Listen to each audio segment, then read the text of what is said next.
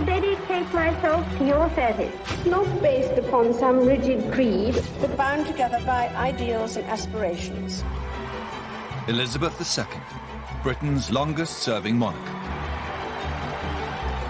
She's reigned over this country for nearly 70 years. She's a woman of remarkable stamina. She's the most famous woman in the world. She's seen a man land on the moon, and 14 prime ministers come and go. But 400 years earlier, there was another Queen Elizabeth. Elizabeth I is this brilliant, genius queen. Now, we're setting the two Elizabeths side by side to see if, despite the centuries, there is more that unites than divides them. The idea of comparing the two Elizabeths is immensely fascinating. It might look on the surface that they have nothing in common, but when you dig a little deeper, the story becomes even more extraordinary. We'll compare the lives and personalities of the two queens. Separated by centuries, but confronting almost identical problems. To discover the surprisingly similar struggles they both faced. She had to fight for her right to the throne. And the battle they both fought to protect their reigns. At the core of each woman is a very strong will for their country as a whole. These two powerful women, neither of whom were ever meant to be queen, and both of whom became the most successful queens in history.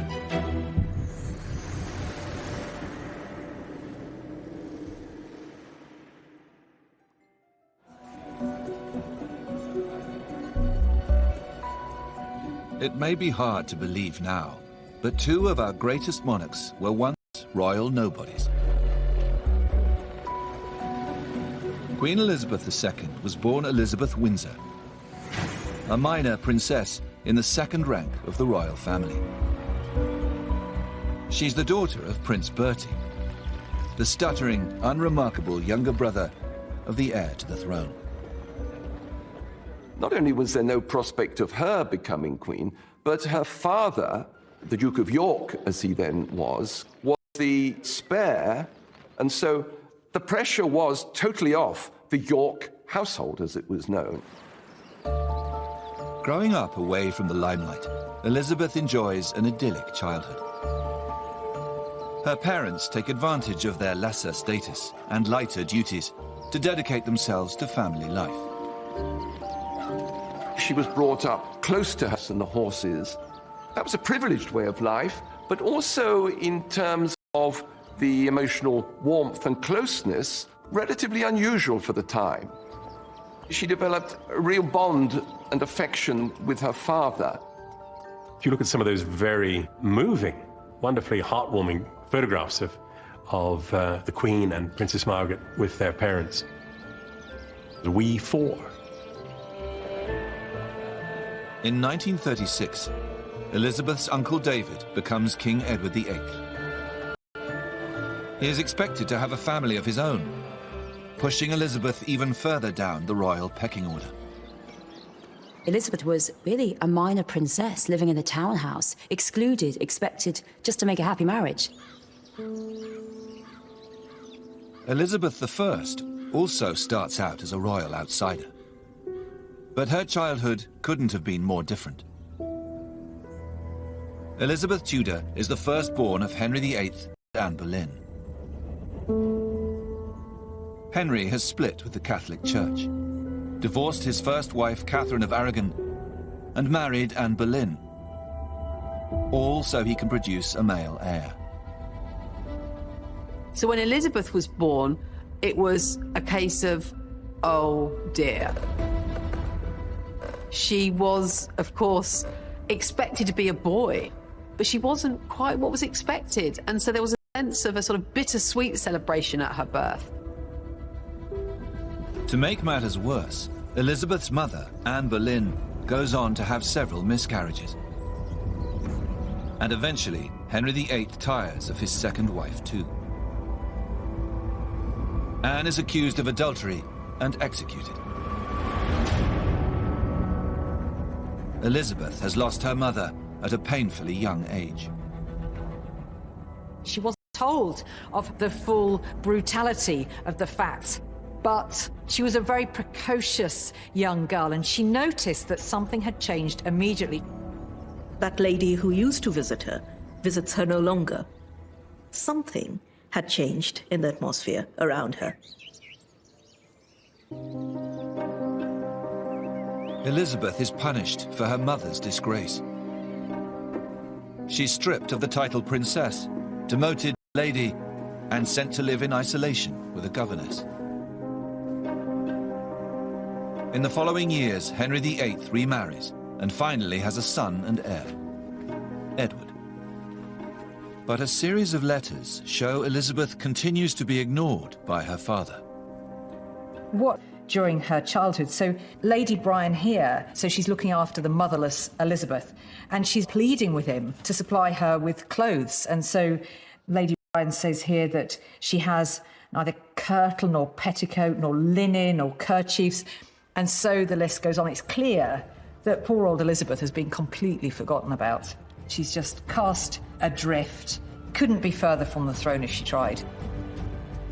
Nobody would have ever guessed that there were much greater things to come if you read this letter. But an extraordinary series of events will soon change everything for both Elizabeths.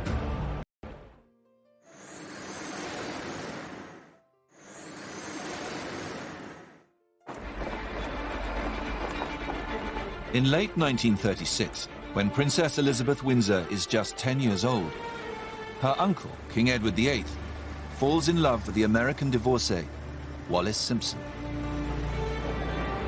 But as head of the Church of England, he isn't allowed to marry her.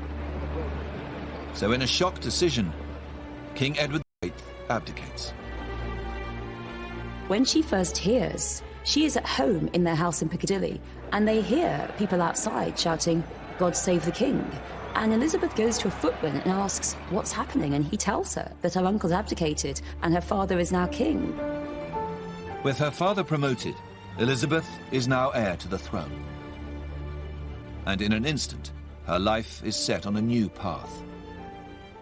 No one in the royal family wants to become queen or king. They think it's a huge job, too much responsibility, too much pressure, and all that pressure placed on a 10-year-old girl who, up until then, had expected to become a farmer's wife. Now she's going to have to take on the big job. She's going to have to be queen. The stay-at-home father Elizabeth is used to is now a busy full-time monarch. And she is placed in intensive tuition for constitutional history to prepare herself to reign. Her close-knit family life has come to an end.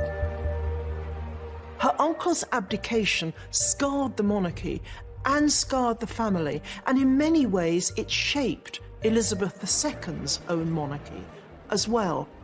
Extreme, almost excessive concern for duty, for self-restraint, surely came from her uncle's dereliction of duty. As one looks at the evolving personality of Elizabeth II from childhood, the outgoing, bubbly little girl evolved into a rather withdrawn personality. And I think that is the weight of responsibility upon her. 400 years before her, young Elizabeth Tudor is on a tumultuous path of her own. It's interesting, both Elizabeths had a rocky road to the throne. Elizabeth II came to the throne through great trauma for the monarchy. Elizabeth I, heaven knows, she was in the succession, she was out of it. She had to fight for her right to the throne. When the neglected Elizabeth Tudor is 13 years old, her father Henry VIII dies, and her half-brother Edward becomes king. But the sickly boy passes away just a few years later. And in his place, Elizabeth's Catholic half-sister Mary becomes queen. She sees Elizabeth as a rival and throws her into the Tower of London. Elizabeth I had an incredibly traumatic childhood. First, her mother is executed, then her sister, Mary, puts her in the tower and nearly chops off her head. Really as traumatic as you could imagine. Her life is under threat. She's constantly having to gauge the mood of the people in power in order to increase her chances of survival.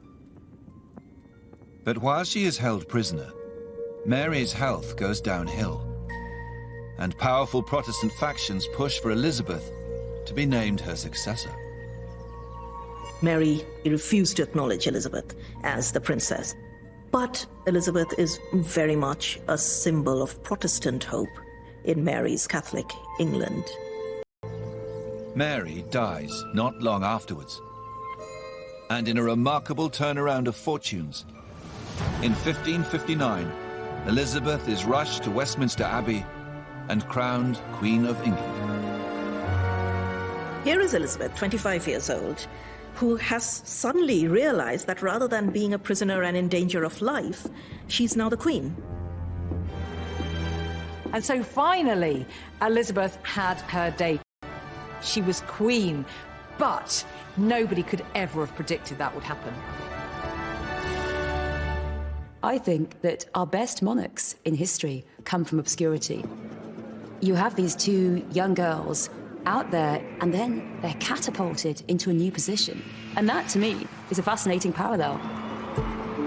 At exactly the same age, just 25 years old, Elizabeth Windsor is in Kenya on a royal tour when she's told some unexpected news. Her father, King George VI, has suddenly died at the age of just 5. His battle with lung cancer has been kept from Elizabeth and her sister. It was an utter shock to her. She expected her father to go on. He was just a young man. The country had been told he was fine because all the royal family were in denial, as were the courtiers. Only I think the king himself knew what was coming. Everyone knew that Princess Elizabeth was going to become Elizabeth II, but no one realised it would happen then. Elizabeth left England as a princess. She flew back only a week later as Queen. Both Elizabeths have taken an unpredictable road to the throne, filled with trauma and disruption. But their experiences will make them strong. The fact that neither Elizabeth was supposed to be Queen, that tortuous path, meant that they don't have that sense of entitlement, as if they had been born to rule. They're perhaps more aware of the enormity of their situation, actually, the challenges that they might face in not having been groomed for queenship. They never take it for granted. The two new queens will need all their strength and resilience. And right from the start of their reigns, Elizabeth I and II face a surprisingly similar issue. What to do about the men in their lives? You'd think that 400 years later that it really wouldn't matter in the same way, but guess what? The same questions keep on coming up. And there is one desire that the two queens have in common. Both women are determined to marry for love. The similarities are not just between the two Elizabeths, but between the two men in their lives. And I think this is indulging, really, their passionate side, their wilder side. They want a partner who is different to themselves. When Elizabeth I takes the throne, she is still a single woman. An unacceptable situation in the 16th century. And she is expected to marry as soon as possible. Women at the time were understood to be more sexually voracious than men. And in order to remain chaste, which of course was the absolute imperative of any woman before marriage, not least the Queen, they needed to get on and get married. Elizabeth's male advisors want her to marry an influential lord or foreign prince and secure a powerful alliance. But the Queen seems to have other ideas. She's spending every spare moment with her handsome master of the horse, Robert Dudley. Dudley is of two people who are so familiar with each other and know the way each other thinks, almost. But there's also a real sense of that private relationship quite often coming into tension with their public persona. Dudley is not a popular suitor for the Queen. Elizabeth's master of the horse is penniless and from disgraced lineage. Robert Dudley came from a family of executed traitors. All around were horrified by his rise in her favour. Who was this jumped-up young man whose tall, dark good looks and charismatic ways seemed to be bowling over the new young queen? And there is another major problem. Robert Dudley is already married. So he was perhaps the great love of her life, but a man that really she could never marry. I think it's interesting that both queens are obviously drawn to very attractive, very charismatic men. They're not just going to go for the safe option, if you like. Elizabeth II's choice of man may not be married, but in many other ways, Prince Philip of Greece is another Robert Dudley. It's really curious when you look at it how actually similar Robert Dudley and Philip are. Yes, they're both incredibly handsome, marvellous soldiers, great on a horse, but also both of them were seen as from a slightly down-market family. Philip's family, they've lost the crown, they're in exile, they are dispossessed. He has no home. He was actually mocked when he had no address down in the Balmoral guest book. So there's no one in Elizabeth II's life who agrees with her marrying Philip. But unlike Elizabeth I, Elizabeth II won't be kept apart from the man she loves. The Queen marries Philip before she is crowned. She is determined to marry Philip. She wants him. She sees him as her perfect husband. She fell in love with him when she was 13 and never had eyes for anyone else. But as soon as Elizabeth II becomes queen, there is the question of where her husband Philip sits in the royal hierarchy. He wants a senior royal role in the family, as head of the household. Prince Philip's ambitious uncle, Lord Mountbatten, was heard at a dinner party boasting that the House of Mountbatten now sat on the throne.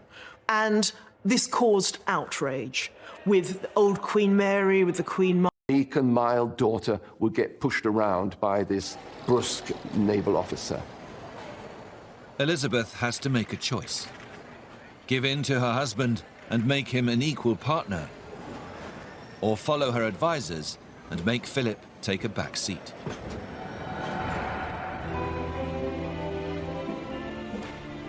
Okay, so we're in 1953. Elizabeth II has been ruling only for a few months. And I think what's interesting is the sense of space. Everyone arrayed around greeting the monarch. And of course, hubby in the background, quite literally 2 steps behind. That dynamic, you can't have any ambiguity here that Elizabeth is the ruler, Elizabeth is the queen, and Philip awkward, shifting around, not sure where to look. He is always going to be the bit part here. The centre stage, the focus of this relationship between the two of them is, of course, Elizabeth.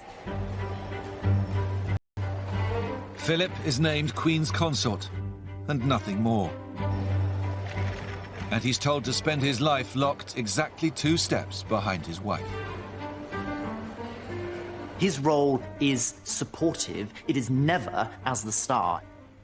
I think this was a very tough decision for Elizabeth II because the Queen was deeply conventional in all other respects, but she was having to fly in the face of that and actually establish her own superiority over her husband. And arguably, both queens had to make a choice between love and duty, and both chose duty. But they did it very differently, of course. But it's interesting that they were both faced with this same conundrum. 2 years into Elizabeth I's reign, she finally has the opportunity to marry her forbidden love. Dudley's wife Amy has died suddenly in a fall, and he's now a single man. But the circumstances of his wife's death are hugely controversial. She was found at the bottom of a staircase, and rumours circulated that perhaps even the Queen had been involved. Her death was just rather too convenient. There's a lot of gossip in the court, as is inevitable in this period. But at this particular moment, those gossips really turn vicious. As the backlash grows, Elizabeth fears the scandal could endanger her hold on the crown. And she makes the heart-wrenching decision that she can never marry Robert Dudley. I think the one thing that she proves is that she's going to prioritize her duty over her personal affairs of the heart. Ultimately, what she as a woman. Denied the man she loves, Elizabeth takes drastic action to solve the problem of who will be her husband. In a statement to Parliament, she resolves never to marry. I think it's an absolute genius crafting of a speech, because she turns it on them. You are all my children. I don't need to get married. I've got you, all my subjects, as my children. And then this is the masterstroke at the end, when she says, "When I have expired my last breath, this may be inscribed upon my tomb. Here lies interred Elizabeth, a virgin pure until her death." She's solving the problem of a man in a queen's life by just refusing to make a decision. And this says it all. "I will not, in so deep a matter, wade with so shallow a wit." There was nothing shallow about Elizabeth's wit. Both Elizabeths have navigated the challenge of love and marriage with different but equal skill. It seems, for both of them, the crown comes first and men must come second. But they still face a difficult battle to win over their people.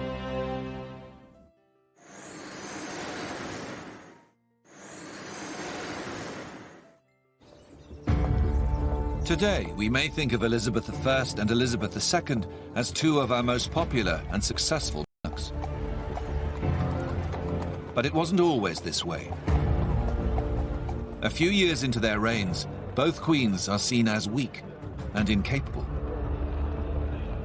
And there are real doubts about their ability to do the job. What does this naive young woman know about running a country? Women aren't fit to rule because they're too emotional. They're not rational enough. You see these two women coming to the throne, and it's a fight. It's a huge fight. Winston Churchill, thinking about dealing with Elizabeth II, he cried. He said, "She's just a child." I mean, she was 25 with two small children, but to him, she was a baby, and that's because she was a woman. At the start of their reigns, both queens have a real problem finding a way to project themselves as female leaders. In Elizabeth I's first portrait, she doesn't look like a commanding ruler.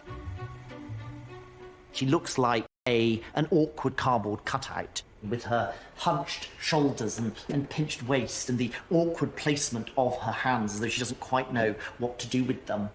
This is not someone who would particularly inspire confidence in us.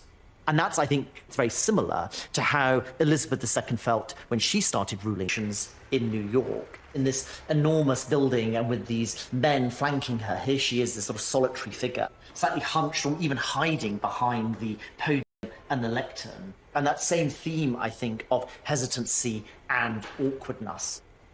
So these two queens almost mirror images of each other, separated by centuries, but at the same time confronting almost identical problems. Both Elizabeths need to win the love and the respect of their people.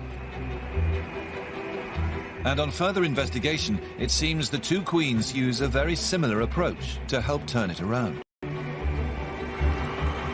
During a visit to Australia and New Zealand, Elizabeth II introduces the royal walkabout for the first time. The informal and totally unrehearsed interaction with the crowd is unheard of in royal circles. And it's a spectacular success. It's now stamped indelibly on the identity of the royal family. That's what royal folk do. They go out and mingle. And there's a real message there, you know. She's saying, I care about you. You matter to me. And we can now see, consciously or not, she was reviving a technique of Elizabeth I. Elizabeth I was the first ever monarch to approach ordinary people and talk to them directly. Elizabeth I is actually unprecedented in the way that she goes out there and she does greet her public. I have to say that it gives the security men around her utter kittens. I mean, they're panicking that the Catholics are going to blow her up. But Elizabeth I, she's so great. She says, they're not going to blow me up. The people love me. She strikes up a really personal relationship with the public around her. It's an investment in the hearts and minds of the people. After Elizabeth I, the informal walkabout is never used again, until Elizabeth II finally brings it back. Both queens were aware of the need to, I suppose what we'd call it today, press the flesh, to be seen, to be believed, to be out there engaging with the people, you know, sprinkling a bit of magic and stardust on them.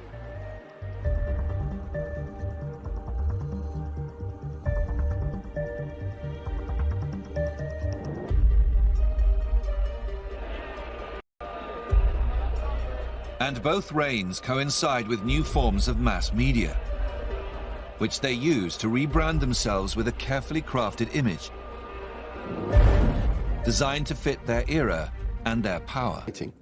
One was a hands-on executive, monarch, ruler, dictator in many ways of the country. But by the time Elizabeth II has come to the throne, Parliament has got power. And Elizabeth II exerts a sort of imaginative power over the country. Both Elizabeths had to find a language for their female monarchy. They went for very different images, but the impulse is there. In the 1960s, Elizabeth II invites television cameras in for unprecedented access to her family life. They beam a confident new version of the Queen into millions of British households. In 1963, there is this wonderful, intimate portrayal of the Queen and her young family at Balmoral.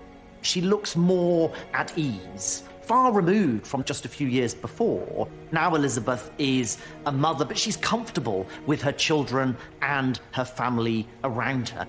Even the pet corgis in the background. This is an image that in the 20th century would have been relevant and appealing to her subjects. This is a monarchy that recognises that it needs to move with the times, and what better way of harnessing the power of technology and television to achieve this in a single swoop. So it's a brilliant move. And I can remember as a boy watching that with absolute fascination. Look, there's the Queen, there's Prince Philip, and they're just like us. And that was the intention, I think. And for most of my life, I have thought of the Queen as a kind of alternative mum. And a lot of people must have grown up feeling that way. Elizabeth I was also using new forms of mass media, but in her case, it's a little-known piece of Tudor technology. Using a tracing technique called underdrawing, she sets out a commanding new look. We have here three images of Elizabeth I, which you'd be forgiven for thinking are identical. And this was achieved by a technique known as underdrawing. So underneath the paint, you would have an outline of the monarch that has been, if you like, pre-approved by the monarch and her government. And this ensured, as you see here in these three images, an almost identical replica of the Queen's likeness. We've got the very determined expression. We've got her arrayed in black. Black also, of course, provides the perfect foil for all of this wonderful gold and pearl jewellery. She is undeniably a Tudor monarch. Elizabeth bans previous portraits. And using this technique, her new regal... You would have one of these images in your home. It ensures that across the land, and indeed even overseas, there can be one clear, striking and powerful image of Elizabeth as she wanted to be perceived by her subjects. Tudor propaganda, I suppose, at its most effective. Elizabeth I knows they want Gloriana, the Rainbow Queen, excess and perfection. It's all about diamonds, it's all about excess, it's all about bling. But you'll very rarely see Elizabeth II in all the bling. She prefers not to. It's all about dressing as if it looks frugal and modest. It's a tartan family portrait. But both of them are keenly aware of what the nation wants. They are both mistresses of royal spin. And the similarities don't end there. On the surface, the shy and moderately introspective Elizabeth II could not be more different from the extrovert and glittering Queen Elizabeth I with all her executive powers. But actually, at the core of each woman is a very strong will, real pride, real ambition for themselves, for their position, and for their country as a whole. They come from families who don't privilege girls' education, and yet both of them are absolutely brilliant, and they are the cleverest, most intelligent monarchs I think that we've had. Elizabeth II is an absolute genius with her papers and with her memory. Elizabeth I, she knew Latin, really, as a toddler. Elizabeth I wasn't a sort of wilting flower and a very delicate woman, such as the ideal was at the time. She loved hunting. She would spend hours on end engaged in the chase, and actually she wouldn't flinch from making the kill herself. And I think parallels can be drawn there to Elizabeth II. Certainly not a fragile female role model at all. When we think of queens in general, we think of these kind of revered figures who are sitting on thrones the whole time.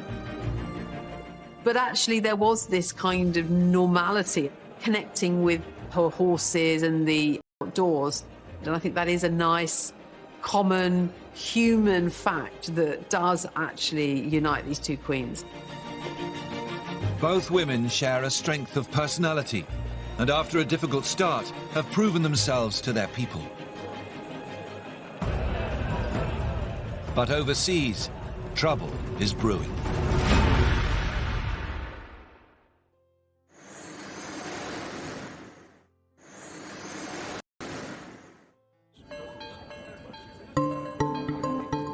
Crisis of international relations. They may be in different eras, but they will both need to prove they have the diplomatic skills to cope. Elizabeth and the Tudor state start creating a space for England in terms of other countries. And then it has huge repercussions, it has huge implications on the later history of English interaction with the wider world. When Elizabeth I comes to the throne in 1559, her kingdom is an isolated island rejected by the Catholic nations in Europe. England is not a global power. They are on the margins at this point. And Elizabeth, around the middle of her reign, she really begins to understand that England needs to do something about this. Elizabeth wants to expand her nation's horizons, acquire new riches, and spread her influence across the globe. So she welcomes a band of intrepid new explorers into her court. Wily mariners like Walter Raleigh and Francis Drake. And with her blessing, they explore and settle lands all over the New World in the Caribbean and North America. Overseas expansion under the auspices of Sir Walter Raleigh and Sir Francis Drake and the like brings Elizabeth great wealth. They're bringing ships laden with gold, they're bringing exotic spices and all these expensive foodstuffs. And of course they also flirt with her, and her male commanders circumnavigate the globe and plant the flag of England in her name. But it also brings trouble. There is piracy amongst Elizabeth's navy, seizing gold bullion from Spanish ships. It causes diplomatic incidents. It excites the hostility of some of the most powerful leaders in the world.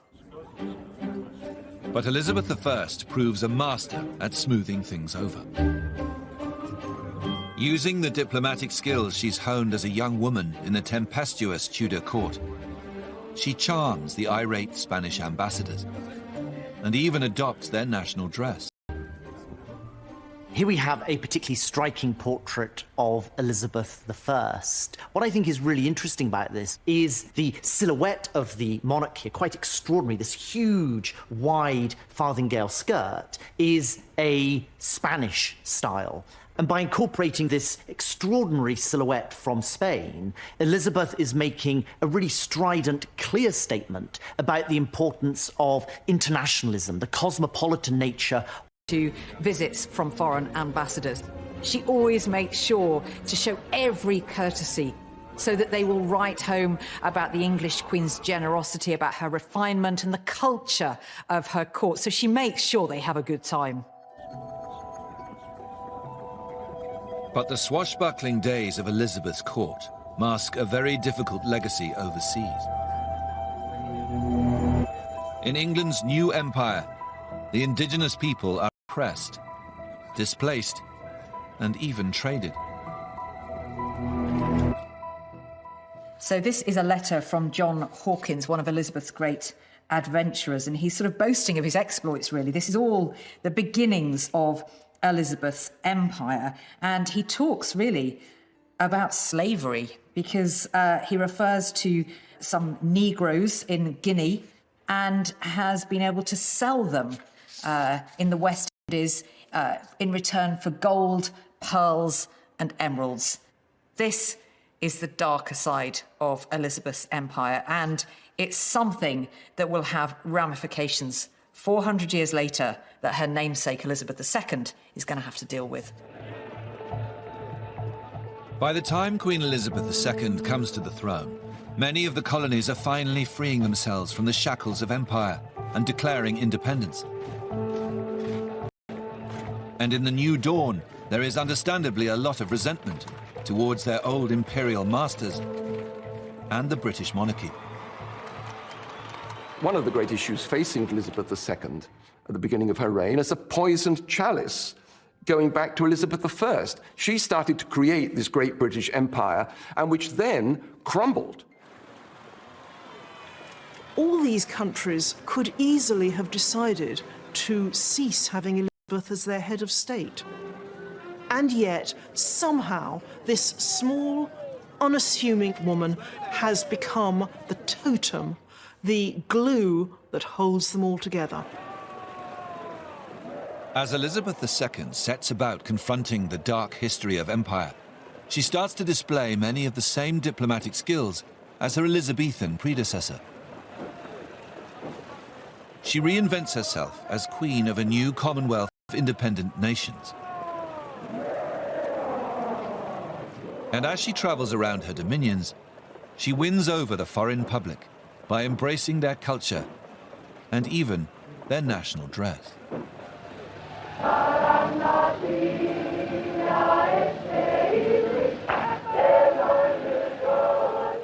In 1977, the Queen travelled Rome, and we see her here being given a Maori cloak, which she is about to wear. Elizabeth II, in being given this Maori cloak, is showing an acute awareness, I think, of the need for an international diplomacy, showing the need for a sensitivity to other cultures, the cultures of her Commonwealth. And that's important both for Elizabeth II and Elizabeth I, as both have these expanding empires. So that need for an international diplomacy, a sort of cosmopolitan rule, becomes so crucial in the projection of their individual identities as rulers. I think we really can say that Elizabeth II has proved to be, in her own quiet way, an internationalist and a diplomat as skillful as Elizabeth I. This has been one of her great achievements, creating this family of nations around the world. They basically just say, as I think most people do, she's just the queen. That actually Elizabeth II is just kind of queen of everywhere. She is queen of the world. From the perspective of the world stage, history will see Elizabeth II as a more active and a more important monarch. And Elizabeth I, her reach extended across Europe and beyond. But despite all they've achieved, the road from here will not be a smooth one for either queen. They will soon be tested by entirely new challenges that threaten to derail their reigns. Just around the corner for both of them would be a huge threat in the face of a rival woman. And undoubtedly for each of the Elizabeths, this would be the most dramatic moment of their reign. Next time, Elizabeth I and Elizabeth II deal with the of Mary, Queen of Scots, and Princess Diana into the royal circle. Their beautiful rivals' tragic tales will push both queens into uncharted waters and ultimately define their reigns.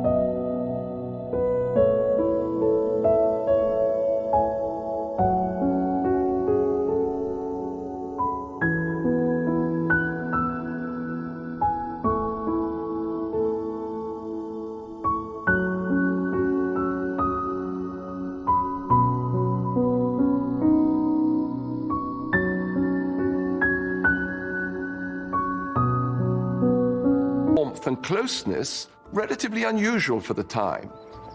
She developed a real bond and affection with her father. If you look at some of those very moving, wonderfully heartwarming photographs of the Queen and Princess Margaret with their parents, we four.